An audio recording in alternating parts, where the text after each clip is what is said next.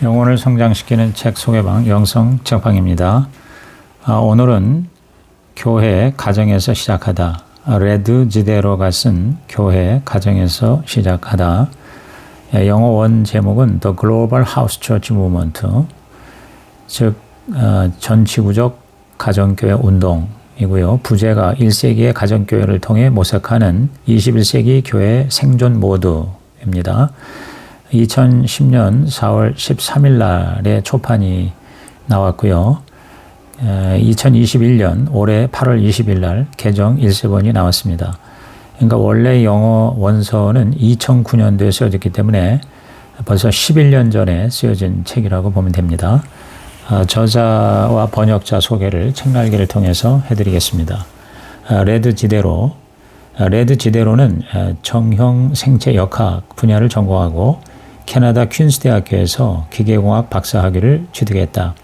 이후에 병원 기반의 정형외과 연구소에서 상근 임원으로 근무했으며 1985년부터 셀그룹과 가정교회로 불리는 대안적인 풀뿌리 기독교 공동체를 시작하여 오랫동안 이끌었다. 그는 전 세계적인 가정교회 운동에 돛을 올리고 신약 성경이 기술하는 초기 기독교의 원리를 오늘 우리 시대에 구현하는 일에 헌신하고 있다. 평소 산책과 커피를 즐기며 서사를 담은 영화 감상, 독서, 시와 산문 쓰기, 작곡을 틈틈이 하고 있다. 번역자는 박주원, 홍선호, 진부천입니다. 이 책의 역자들은 실제로 가정교회를 섬기고 경험하고 연구하고 사랑하고 연애한 사람들이다. 말하자면 단순히 내용만 옮긴 것이 아니라 이 책이 담고 있는 순수한 열정과 경험, 교회에 대한 애정과 가슴 시림, 놀라운 비전까지 오롯이 옮겨놓으려 애썼다. 건강한 교회에 대한 갈증에 한 사발의 마중물이 되기를 열망하는 마음으로 가정교회를 소개하고 있다. 이 책의 목차를 읽어드리면요. 추천의 글이 작은 교회가 아름답다. 이현수 선교사. 역자 서문으로는 주님 마음에 쏙 드는 건강한 교회를 찾아서 1장 잊혀진 비전, 교회는 과연 어떤 모습이었을까? 2장 개인적 경험, 아직도 가야 할 길. 3장 성경적 기초, 교회 1세기에는 어떤 모습이었을까? 4장 역사적 조망, 가정교회 운동, 그때와 지금. 5장 내일을 위해 변화를 도모하는 교회의 10가지 선언. 6장 실제적 고려사항, 가정교회의 시작과 성장. 7장 전략적 지침, 가정교회와 전통교회의 협력. 8장 결론, 우리는 지금 무엇을 해야 하나. 부록 1, 바울과 가정교회 홍인규 교수. 부록 2, 교회 형태의 비교 도포. 부록 3, 초기 교회의 구조 및 연결망. 부록 4, 가정교회를 시작해야 하는 10가지 이유. 부록 5, 자주 하는 질문들. 이상이 목차입니다. 이현수 선교사의 추천의 글에 이런 내용이 있습니다. 사람들은 오늘날 제2의 종교개혁이 필요하다고 말한다. 제1의 종교개혁이 사도들의 믿음, 즉 정통 신념과 가르침, 영어로 오소독시를 회복하는 데에 주력했다면 제2의 종교개혁은 사도들의 실행, 정통 실행, 영어로 오토프락시를 회복하는 것이 주가 되어야 한다. 역자 대표로 박주원 목사가 쓴 서문의 내용을 잠깐 읽어봅니다. 주님 마음에 쏙 드는 건강한 교회를 찾아서 라는 제목으로 썼는데요. 어쩌면 가정교회야말로 가장 신약 성경에 가까운 주님과 사도들이 원하셨던 바로 그 교회일지 모른다. 가정교회는 어떤 환경에서도 살아날 수 있는 풀뿌리 교회이다. 타협할 수 없는 교회의 본질 중 하나가 성도의 교제이며 그 교제는 단지 영적 교제를 넘어 함께 살아가는 교제여야 한다면 가정교회야말로 그런 교제가 가능한 교회이다. 가정교회는 성장하기보다 증식한다. 즉 세포가 마냥 자라는 것이 아니라 분열하는 것이다. 전통적인 교회 성장이 사과나무의 탐스러운 사과라면 가정교회의 성장은 또 하나의 사과나무를 심는 것이다. 가정교회 운동의 스펙트럼은 상당히 넓은 편이다. 교회, 선교, 사회개혁까지 아우른다. 이 책의 저자 레드는 그리스도 안에서 한 지체로서 교회를 향한 뜨거운 애정을 가지고 있다. 그 애정은 전통적인 교회와 가정교회를 나누지 않는다. 그는 가정교회를 최선의 교회로 보지 유일한 교회로는 보지 않는다. 전통적인 교회, 가정교회 할 것 없이 예수 그리스도의 참된 진리 안에 있다면 모두 필요하고 존재해야 한다. 그러나 모두가 이야기하는 한국교회의 병폐와 약점은 가정교회 운동을 통하여 해결의 실마리를 찾을 수 있을 것이다. 자, 이제 내용으로 들어갑니다. 이 책에는 성경적인 원리와 역사적인 조망, 그리고 개인적인 경험이 녹아 있다. 하나님과 서로를 알아가기에 힘쓰는 작은 무리들이 도시 전체를 가득 메운 모습을 상상해 보자. 주로 가정에서 모이지만 사무실, 아파트, 캠퍼스 등에서도 모인다. 우리는 그들을 가정교회라고 부른다. 인도자는 정직자가 아니라 그리스도와 이웃에 대해 깊은 사랑을 가진 성도들이다. 그들의 삶의 핵심은 하나님과 이웃을 사랑하고 그리스도를 닮아가는 것이다. 그들은 효과적인 공동체로 자라가기 위해 본질적인 것을 강조하고 나머지는 자유롭게 선택한다. 가정교회는 전통적인 교회나 셀교회와는 조금 다르다. 전통적인 교회가 소그룹을 운영하는 교회, 영어로 Church with Small Groups 이고, 셀교회가 소그룹으로 된 교회, 영어로 Church of Small Groups 라고 한다면, 가정교회는 교회가 바로 소그룹, 영어로 Church is Small Groups이다. 가정교회는 신약성경의 초기 교회의 근본으로 돌아가려는 시도이다. 가정교회는 그 자체로 모든 역할을 할 수 있는 교회이다. 가정교회 모임은 개방적이고 자발적이다. 가정교회는 자치적이다. 수평적 네트워크를 가지고 있지만 그 자체로서 자율성을 유지한다. 1세기에서 3세기까지 이어진 초대 교회는 가정의 거실 운동이었다. 그 교회가 세상을 온통 뒤집어 놓았다. 강대한 로마 제국과 싸움 끝에 합법화되었다. 그 거실 운동이 지금 전 세계적으로 다시 일어나고 있다. 전 세계 가정교회 운동이 일어나고 있는 것이다. 저자인 나는 1969년 캐나다에서 태어났고 세르비아 정교회 집안에서 자랐다. 15살에 포켓 성경을 읽고 예수님을 영접한 후 6명의 친구들과 함께 소그룹 성경 공부 모임을 몇 년간 했다. 그때부터 나는 그리스도를 좀 더 가까이 따르려면 서로에게 힘이 되어줄 수 있는 기독교 공동체가 필요하다는 사실을 깨달은 것이다. 대학에 들어가서는 CCC와 내비게이터 선교회 등에서 양육받고 사역했다. 1993년 박사과정을 밟으면서 내비게이터 간사로 일할 때 가정에서 50명 정도 모이는 학생들 모임을 인도했다. 그때부터 나의 교회는 가정교회 공동체였다. 내가 어느 교회 출석하느냐고 질문을 받을 때마다 나는 2가지로 대답했다. 나는 교회에 출석하지 않습니다. 그러나 내가 바로 교회입니다. 나는 3가지를 깨달았다. 첫째, 기독교에는 성경과 다른 것들이 너무 많다는 것. 둘째, 소그룹은 그리스도인에게 필수인 동시에 비그리스도인들에게 접근하는 유용한 도구라는 것. 그리고 셋째, 진정한 기독교 공동체에 있다면 주일에 전통적인 교회 출석만 하는 일은 불필요하다는 것이었다. 1999년 박사과정을 마치고 전문 직업인이 되면서 나는 아파트에서 독립적인 가정 모임을 시작했다. 그때부터 셀 모임과 소그룹 사역을 진행하고 연구하면서 나는 이상적인 교회에 대해서 더 깊은 관심을 가지게 되었다. 그때 셀 모임은 공동체를 성장시키고 선교를 활성화하기 위해 없어서는 안 될 교회의 필수 요소임을 더욱 확신했다. 가정교회 선교사로 파송을 받은 나는 몇 가지를 더 배웠다. 첫째, 아무리 혁신적인 사람이라도 패러다임의 변화를 감내하는 것은 매우 힘들다는 것. 둘째, 선교적 마인드가 있는 전통적인 교회 안에는 가정교회를 섬길 수 있는 잠재적 교회 개척자들이 있다는 것.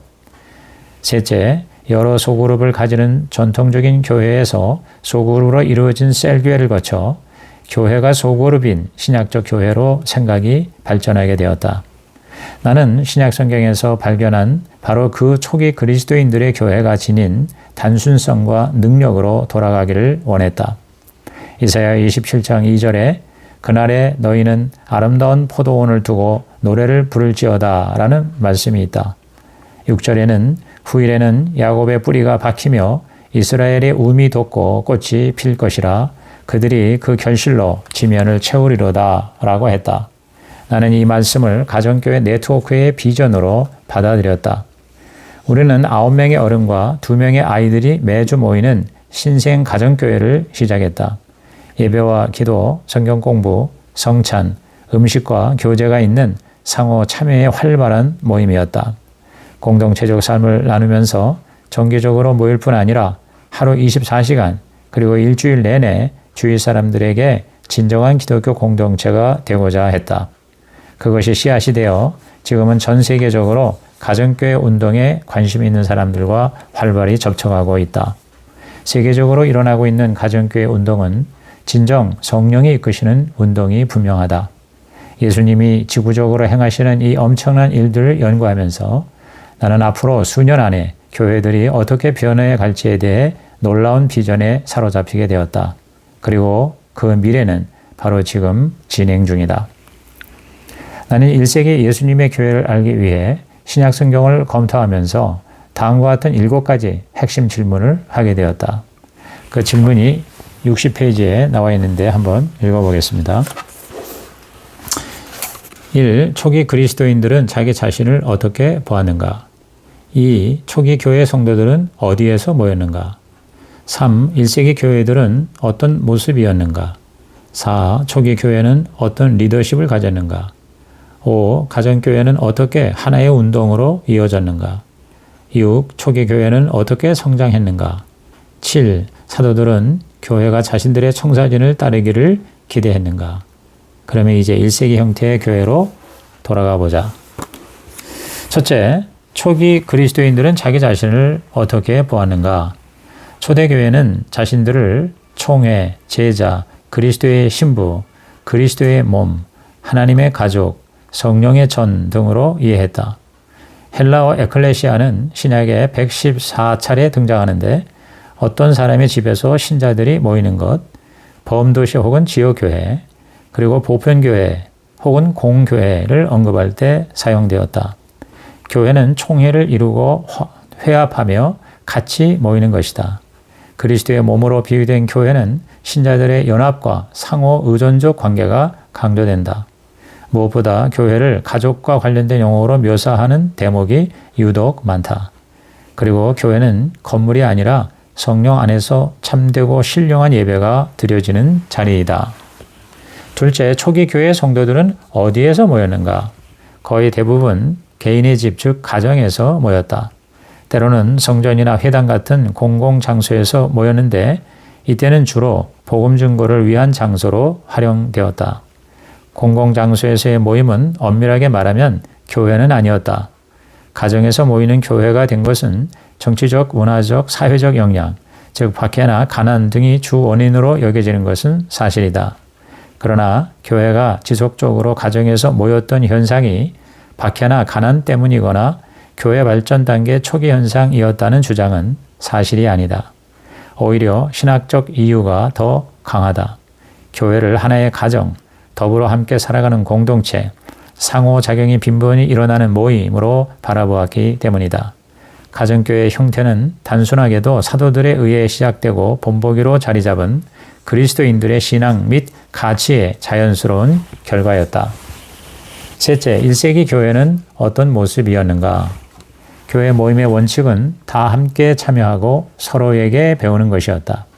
참여는 모든 사람이 모임에 무엇인가를 기여할 수 있도록 기회를 주는 것이다.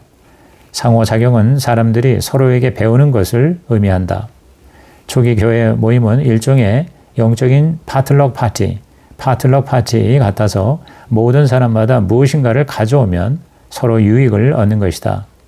신비적인 요소로서 기도와 찬송과 노래가 있었다. 지적인 요소로서는 사도들의 가르침이 있었다. 가르침도 피차 가르치고 권면하는 상호작용이었다. 극적 요소들로서는 예언과 방언 그리고 다른 초자연적 은사들이 있었다. 상징적 요소들로는 성찬과 세례가 있다. 성경은 성찬과 세례까지도 성도들이 인도한 것으로 보인다.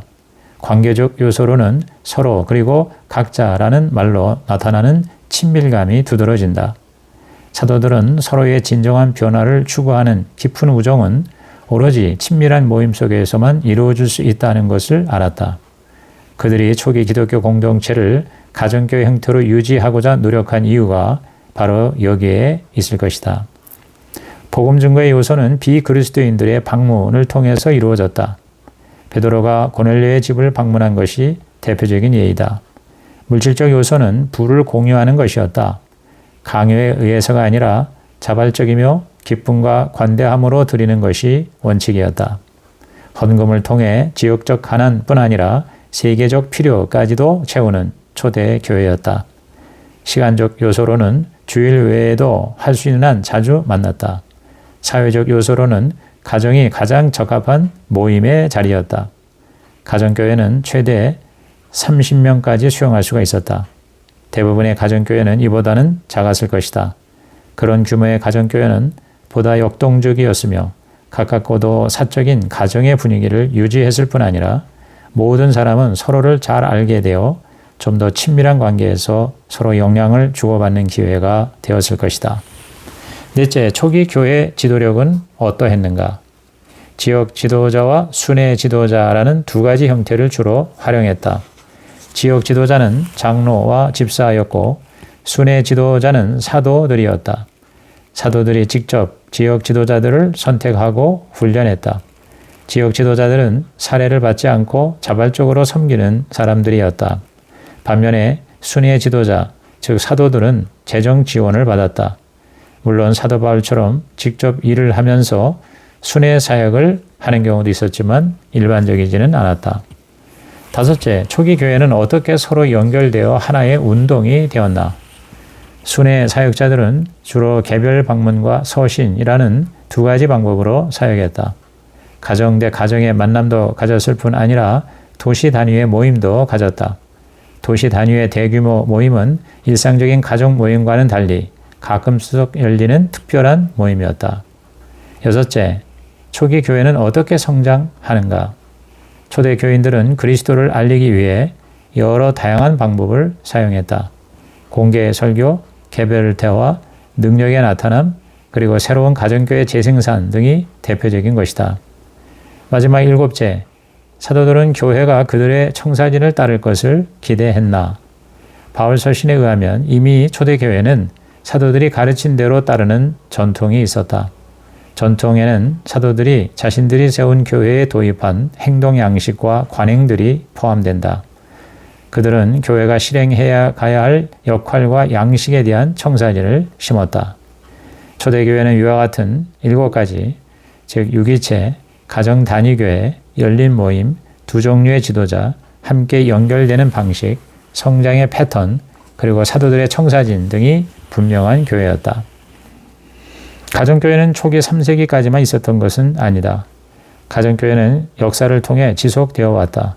뿐만 아니라 그리스도의 몸된 교회가 큰 부흥과 개혁을 맞이하는 결정적 순간마다 중요한 역할을 감당해 왔다. 사도시대의 교회는 그 이후 교회들을 위한 지속적인 본보기로 사도행전에 기록되었다. 그 모습에서 멀어질수록 결과는 참혹했고 모든 부흥과 회복은 이러한 성경의 원리와 모습으로 돌아가려는 노력에서 비롯되었다. 처음 3세기 동안 가정교회는 단순하고 소규모이며 모두가 참여하는 가정 형태로 로마 제국에 침투하여 마침내 4세기에 이르러서 전 인구의 5%가 그리스도인이 되었다. 4세기 즉 주후 313년은 교회의 전환점이 되었다. 콘스탄티누스 황제는 로마 정부와 군사 제도를 모방해 성직자 제도, 교회 건물, 정치적인 국가교회를 시작했다. 우리가 대성당이라고 부르는 캐서드럴 기독교가 탄생한 것이다. 캐서드럴은 좌석을 의미하는 라틴어 카테드리에서 유래한 것으로 주교의 좌석을 가리킨다. 이 사건은 교회 역사적으로 가장 비극적인 순간이었다. 박해를 통해 교회를 무너뜨리려 애쓰던 사탄이 이제는 교회 앞에 먹음직스러운 유혹거리를 던지는 전략을 바꾼 것이다. 주 380년 데오도시우스 황제는 기독교를 국교화했다. 그로 인해 가정에서 사적인 모임을 가진 교회는 이단으로 불법화되고 말았다. 신자들의 공동체인 기독교, 즉 크리스티애니티가 국가처럼 관리되는 기독교 제국, 즉 크리스텐돔이 되고 만 것이다. 그로부터 성령이 이끄시는 개방적이고 열정적이던 모임은 각종 프로그램과 종교 예식으로 대체되었다. 그리스도의 몸이 종교적 조직체가 된 것이다.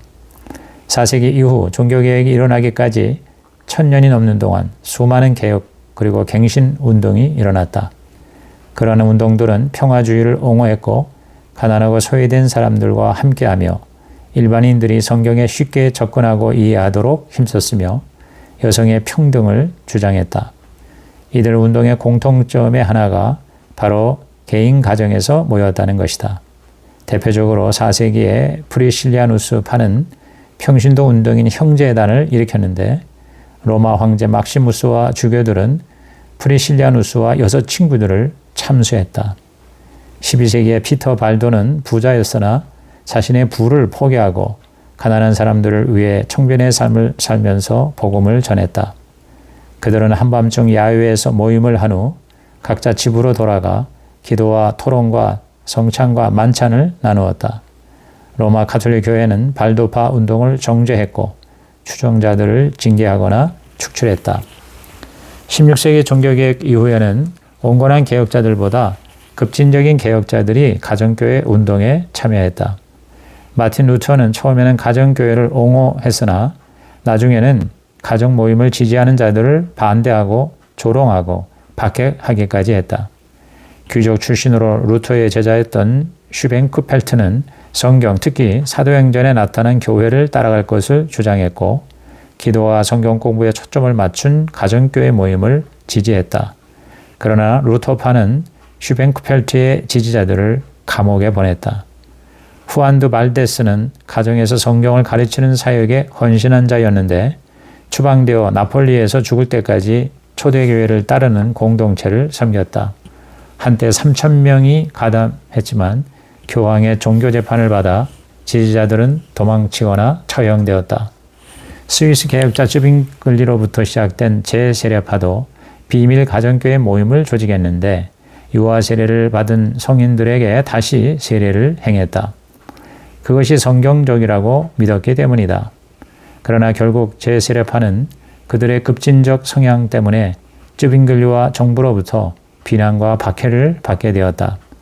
재세례파의 지도자들 중 콘라드 그레벨은 감옥에서 병사했고 펠리스 맨츠는 정부에 의해 익사당했고 조지 블라구락은 기둥에 묶여서 화형을 당했다.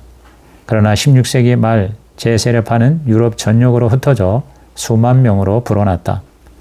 17세기 예수의 사제 출신인 잔드 라바디는 초대교회 단순함으로 돌아가자고 역설하면서 가정 모임에 대한 최초의 방법론 책을 썼다. 홀란드 개혁교회의 권위에 굴복하지 않던 그도 역시 추방당하고 말았다. 퀘이커 교도의 창시자인 조지 폭스는 둘씩 짝지어 전도와 선교를 하게 해서 4년 만에 2만 명이 넘는 회심자를 얻었지만 국가와 종교 권력으로부터 심한 박해도 받았다. 퀘이커 교도들은 신자의 삶 가운데 일어나는 성령의 역사와 각 개인 안의 내적인 빛과 씨앗, 개인적 경건, 성령이 인도하는 열린 교회 모임, 완전한 비폭력주의, 가난한 자와 평접한 노동자의 단결, 양성평등 등을 강조했고 가톨릭과 개신교회의 뾰족한 건물과 성직자 제도를 반대했다. 그들도 역시 실루에서 설교하고 가정집에서 모였다. 잔드 라비디의 제자였던 필립 야콥 스페너는 경건 모임이라는 소그룹 가정 모임을 가지면서 경건주의 운동을 창시했다. 그의 영향력은 모라비안과 경건주의자들에게 미쳤고 이들은 18세기 대부흥 기간 동안 중요한 역할을 감당했다. 1703년에 태어난 존 웨슬리는 동생 찰스와 친구인 조지 피트필드와 작은 모임을 시작했다. 50년 동안 웨슬리는 야외 설교를 통해 회심한 수천의 사람들을 6명에서 12명의 셀 모임으로 모아 상호 책임, 제자 훈련, 병든 자를 돌봄, 가난한 자를 돕는 모금 활동 등을 하게 했다. 그는 소그룹을 허락하지 않은 곳에서는 설교를 하지 않았다. 그의 속회 모임은 멤버들의 가정에서 모이면서 가정교회와 비슷한 역할을 했다.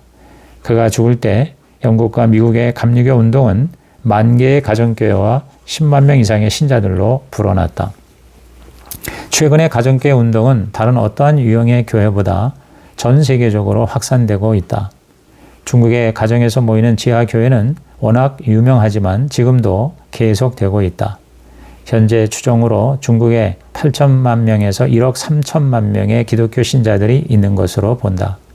중국은 수십 년간의 열악한 환경 속에서도 이러한 가정교회의 단순성이 어떻게 교회 성장에 이상적인 바퀴를 달아주는지 보여주는 중요한 사례다. 인도에는 약 3천만 명의 기독교 신자들이 있지만 극심한 반대로 가시적 교회에 참여하지 않는 7천만 명의 숨은 신자들이 있다. 그들이 바로 가정교회 신자들이다. 1995년에 외과 의사 빅토 토드리 박사로 시작된 가정교회는 2001년에서 2006년까지만 약 10만 개의 가정교회가 새롭게 생겼다고 한다. 1974년에 마르크스 정권이 들어선 에티오피아에서는 비밀리에 가정교회 운동이 지속되던 중 1991년에 정권이 무너지면서 교회는 지하에서 지상으로 나왔는데 놀랍게도 박해받던 교회는 지난 10년간 5천 명에서 5만 명으로 10배 이상 성장했다. 영국에서는 1970년대에 잠깐 시작되었던 가정교회가 1990년대 들어와서 새로운 교회라는 이름으로 38%나 성장했다. 이러한 증가는 영국에서 다른 어떤 복음주의 교회보다 단연 앞서는 증가세이다. 브라질에서는 기초공동체라는 이름으로 로마 가톨릭 가정교회가 지난 40여 년간 폭발적으로 성장했다. 가난하고 소외된 사람들을 위한 교회로서 기초공동체는 40명 정도로 구성되었고 기존의 가톨릭 교구와 연대하여 섬기고 있다. 2007년 라틴 아메리카 전역에는 100만 개의 기초공동체가 활동 중이다. 쿠바에서도 가정교회가 활성화되어 전체 인구 1,500명당 가정교회가 하나가 있을 정도로 부흥하고 있다. 북아메리카에도 캐나다에 200여 개, 미국에 1,500여 개의 가정교회가 있는데 남침여교 같은 기존 교단에서도 적극적으로 가정교회와 셀 모임을 개척하고 있다. 셀 모임 교회로 알려진 도브 크리스천 펠로우십은 가정교회 운동을 진정한 하나님의 역사로 받아들이고 지원하고 있다. 가정교회 모임이야말로 교회의 근본으로 돌아가는 운동이다. 과거와 현재의 가정교회 운동 역사를 통해 우리는 몇 가지 중요한 교훈을 배우게 된다. 첫째, 초기 교회의 실행에 주의해야 한다. 가정교회의 분립과 재생산은 배가를 넘어 기하급수적 성장으로 나타난다. 그 핵심은 실행에 있다. 주님의 지상명령에 순종하고 성취하기 위해서는 우리의 교회가 좀 더 커지기 위해서 더 작아져야 한다. 교회 건물과 가정 사이를 가로막는 담장을 뛰어넘어야 한다. 둘째, 성도들에게 동등한 기회를 부여해야 한다. 만인 제사장의 성경적 원리가 신학에 머무르지 않고 모든 성도가 사역자가 되도록 기회를 주고 훈련해야 한다. 셋째, 하나님의 정의를 구해야 한다. 자본주의를 기반으로 하는 서구의 대교회주의는 사회 정의 실현이라는 성경적 요구를 들어줘야 한다. 가정교회는 단순하고 비용이 많이 들지 않기 때문에 가난하고 박해받는 지역에서도 얼마든지 일어날 수 있다. 풍요로운 지역에서는 그 풍요를 나눌 수가 있다. 넷째, 가정교회끼리 연결해야 한다. 가정교회는 역사적으로 교리와 행동면에서 모임의 건전성을 유지하고 흩어짐과 고립의 불안정을 막기 위해 항상 관계와 책임을 중요시하는 네트워크를 유지해왔다. 이단과 분파의 위험을 막기 위해서도 가정교회는 계속 서로 긴밀하게 연결되어야 한다. 가정교회는 운동의 핵심 요소가 있다. 3가지 핵심 요소 중에 어느 것 하나라도 놓치면 쇠퇴한다. 그 3가지는 첫째, 내적 생활의 갱신으로 기도, 성령의 권능과 표적, 하나님께 대한 전적 순종이다. 둘째, 조직의 개혁으로 단순하고 자연스러우며 비용이 적게 들고 적응하기 쉽고 복제하기 쉬운 모임을 인도하는 자발적 리더십, 가정계와 도시를 순회하는 사도적 순회 사역자들이 있는 개혁. 셋째, 부흥으로서 대중 및 개인을 대상으로 하는 지속적인 복음 전도를 통한 부흥이다. 이상 레드 지대로의 교회 가정에서 시작하다, 교회 가정에서 시작하다 내용 세계 제1편을 마칩니다.